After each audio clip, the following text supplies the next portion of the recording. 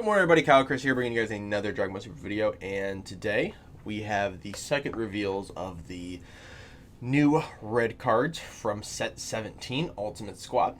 And today it looks like we're getting another SR, and interested to see what these cards have in store for us. Make sure you guys like and subscribe, hit the bell for notifications. Let me know what you guys think of the cards, how you guys are enjoying Realm of the Gods, if you guys are excited about Ultimate Squad. I know it feels like we just got the Realm of the Gods set, right? 3 weeks ago, right? So we're still very, very new into the set. This set, obviously, I don't believe comes out until end of April or May or something like that. So we have some time. But let's hop right into this set reveal. So we have Pan soaring through space. This is a really cool artwork. Hopefully this gets a SPR treatment. This would be really cool. 2-drop blocker, activate main, limit 1, spirit boost 1. If you have 2 or more energy, play this card from underneath your unison. And activate main, limit 1 for 2 red. If your leader is a Son Goku GT, play up to 1 Son Goku GT and 1 Trunks GT, both red with 15k power or less, from underneath your unison in your unison area. Very cool. Very cool. So this allows you play this out for free, and then you can tap 2 to play out 2 bodies. And both those bodies you guys saw from yesterday, at least the cards just were revealed yesterday. There's a 15k barrier, I think. No, there wasn't any Trunks cards. There was a 15k crit Goku. I'm sure there's going to be a Trunks revealed in this set now. Yeah, see? Could have just waited. Super Saiyan Trunks, soaring through space. Barrier, 15k. Evolve, draw 1. Red Trunks. That's pretty cool. Now this does have the thing I was talking about yesterday with the how you have to draw 1 in order to play it on top of a Trunks. So like if your opponent has the yellow slug in rest mode, technically by the wording you actually can't play this card. Very funny little thing, just to keep in mind. Permanent, while this card is in rest mode, your opponent can't attack your unison cards, which is very cool. Very cool indeed. This card's played, choose up one of your opponent's battle cards and give it minus 10k for the turn. So this is your removal for BMS.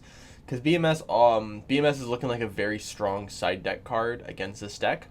Very similar to how you have BMS works pretty well against King Piccolo early. Same kind of concept with this card here. Now, the interesting is that this is kind of like this deck's version of Drum, right? It's a 15k barrier. It draws you a card, but this costs 1 instead of 0. So this is actually a more fair King Piccolo, I would say, which is it's a good and bad thing because it gives us another very good red deck in the format, but also good chance that we see some more hit to Piccolo because of the fact that Piccolo's free, and we have to get away from all the free play stuff, right? Like outside of like Overwhelm and some other things. Too much free play is bad. Limit 1 if your opponent has 1 or more energy, play this card from underneath your leader. Underneath your units. And so you don't get the draw, but you get to evolve on top of our red Trunks. Hopefully we get a red 1-drop Trunks in here. Like I said yesterday, if we get a 1-drop red Trunks, chain attack becomes just like a staple in this deck. Trunks, battle on planet M2. 15k blocker, evolve 1 red Trunk. So what's cool is that both of these just say Trunks GT, so you actually can evolve these guys on top of each other. Like you can evolve this guy into this, or you can evolve this guy into this guy, or this guy into this guy. It's just weird that you can do that. And what's nice is that you just draw, so you actually don't lose any hand advantage, which is the insane part about all of these, is that most of these cards are just cantrips. That's insane. Limit 1, choose one of your unisons, place 1 Saiyan card from your hand underneath it. When this card is played, draw 1, add a marker to it. So this says you have to fulfill this section of it in order to get this effect. So this is the requirement that has to be fulfilled, and if you cannot fulfill that requirement, you don't get the draw and you don't get to add a marker to it. If you have 2 or more energy, play this card from underneath your unison. Very cool, 15k blocker. There we go. Trunks Adventures Advent. When this card is played, draw 1. Activate main, choose one of your unisons, one spaceship unison, and place the card underneath it. Add a marker to the chosen card. That's very good. It's So this card is actually what's going to allow us to essentially chain attack Trunks. I'm actually really excited to make a deck breakdown for this. This is very, very exciting. Very, very exciting stuff here. Clash on Planet M2. Activate main, choose up to one of your red battle cards, choose one. The chosen card can attack battle cards in active mode for the turn. Choose one of your opponent's battle cards. It gets X minus X power for the turn, where X is the power of the card chosen for this card's... What? Choose one of your opponent's battle cards. It gets minus X power for the turn, where X is the power of the card chosen for this card's skill cost.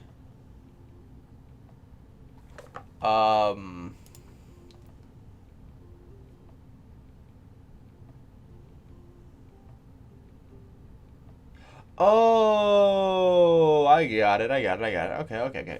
So, you choose one of your battle cards, and then it can either attack stuff in active mode, which I don't know why you would do. Like, you can, I just don't see the point, at least in this deck. I just don't see the reason to do that. But you choose one of your cards, and one of your opponent's cards gets that power minus for the turn. So if you have a 40k body on board, like if you have your Seeker on board for some reason, you can choose that card and then choose one of your opponent's battle cards, and it minuses it by 40k.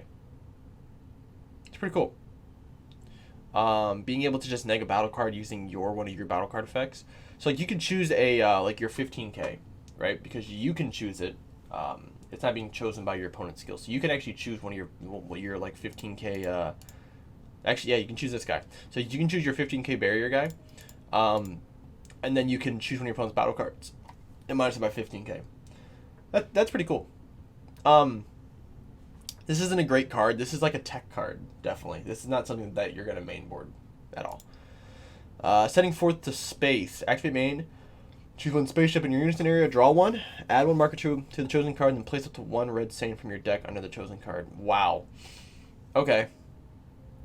This is essentially like the Arrival of the Demon Clan, or whatever that card's called. The activate battle where you combo with the Demon Clan from your deck.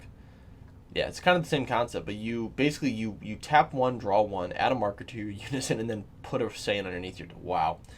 This deck has so much synergy. It's scary. It's actually scary how much synergy that this deck actually has. And then we get a cool little Vegeta GT guy. Yeah, this is cool. Alright.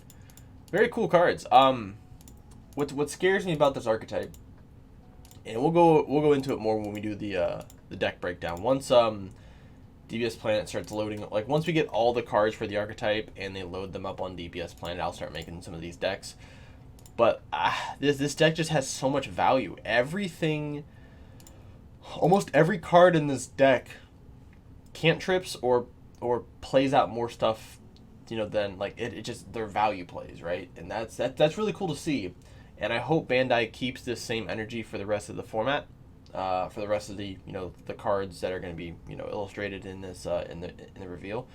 Because if red has this much power, and like green and black don't get anything to really counterbalance this is not going to be fun for anyone not playing red. We got to deal with another insanely powerful red format. So it's also going to be interesting to see what it's going to be weird to see what we're going to find out in this next set, and the cards or decks that are going to get banned.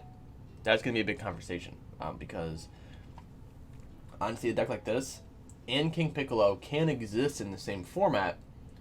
However, are we really going to see that? That's the biggest question here, because Bandai likes to promote those new cards as they should as the business, and one good way of doing that is getting rid of King Piccolo, but I don't think that's the right idea. But we'll go over that. That's a discussion for another time. We're just going over the cards here. But overall, very, very excited to see. If these cards are so good, it's scary to think what's going to come in the next month of card reveals. So I'm very interested to see what we're going to have. So thank you guys again for watching. Make sure you guys like and subscribe. Hit the bell for notifications so you guys can get these videos daily. We're going to be putting out the reveal videos every single day, hopefully on time, as long as I am awake and not at work. So thank you guys for watching, and I will see you guys in the next video.